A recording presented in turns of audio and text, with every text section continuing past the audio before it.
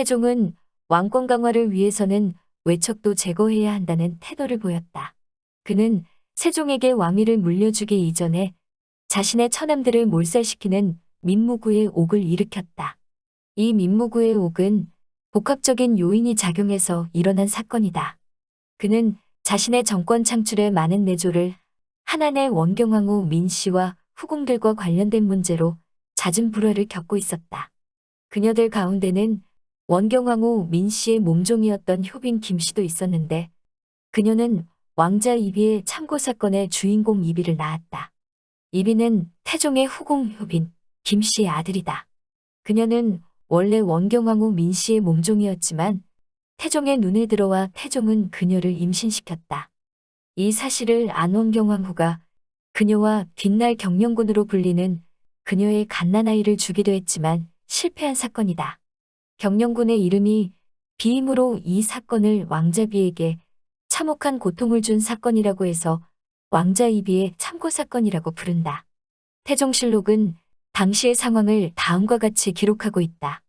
이모년 여름 5월에 민씨의 가비로서 본래부터 궁에 들어온 자가 임신하여 3개월이 된 뒤에 나가서 밖에 거하고 있었는데 민씨가 행랑방에 두고 그 계집종 삼덕과 함께 있게 하였다. 그해 12월에 이르러 산삭이 되어 이달 13일 아침에 태동하여 배가 아프기 시작하였다. 삼덕이 민씨에게 고하자 민씨가 문 바깥 다듬이돌 옆에 내다 두게 하였으니 죽게 하고자 한 것이다. 이때 살아남은 경영군은 우애가 돈독하고 항문에 밝아 양녕대군, 효령대군, 뒷날 세종이 되는 충녕대군에게 글을 가르치기도 했으며 태종, 세종, 문종, 단종, 세조의 5대조에 걸쳐서 적극적으로 왕실과 국정에 협조하기도 하였다. 결국 원경왕 후 민씨에게는 고마운 인물이 되었다. 이런 상황에서 민무구 같은 원경왕 후 민씨의 남동생들이 경거망동하였다.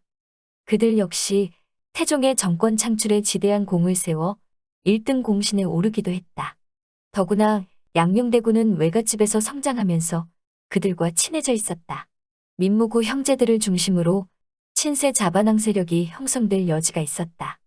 영의정부사 이화 등은 다음과 같은 내용의 상소문을 통해 태종에게 그들과 관련해서 주의를 환기시켰다.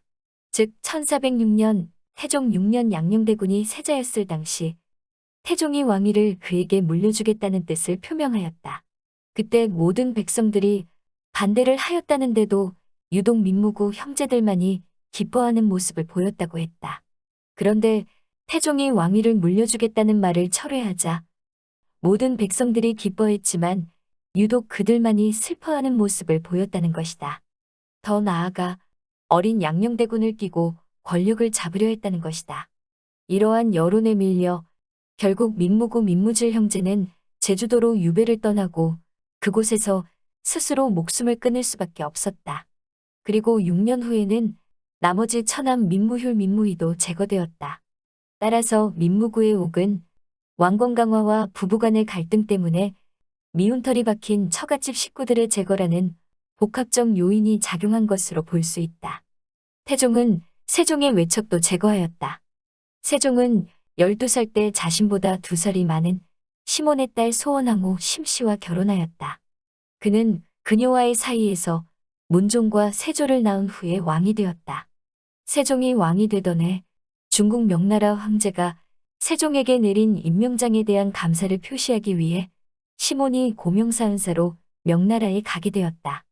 그가 떠나던 날 많은 사람들이 그를 배웅하려고 모여들었다는 보고는 태종을 긴장시켰다. 투톱체제의 힘이 세종에게 쏠릴 것이라는 생각을 했던 것이다. 그런 그는 시몬을 강상인 사건의 주모자로 만들어 제거해야겠다는 생각을 하였다. 그래서 사은사의 임무를 마치고 귀국하던 그를 함경남도 의주에서 체포하여 경기도 수원으로 압송하였다. 그리고 독약을 내려 스스로 죽게 하였다. 이 사건의 밑바탕에는 국정 주도권에 집착하는 태종의 심리기제가 작동하였을 뿐 아니라 세종의 왕권을 강화시키고 그 강화된 왕권을 통해 자신이 바라는 국정 운영 방식이 이어지길 바란 것이다.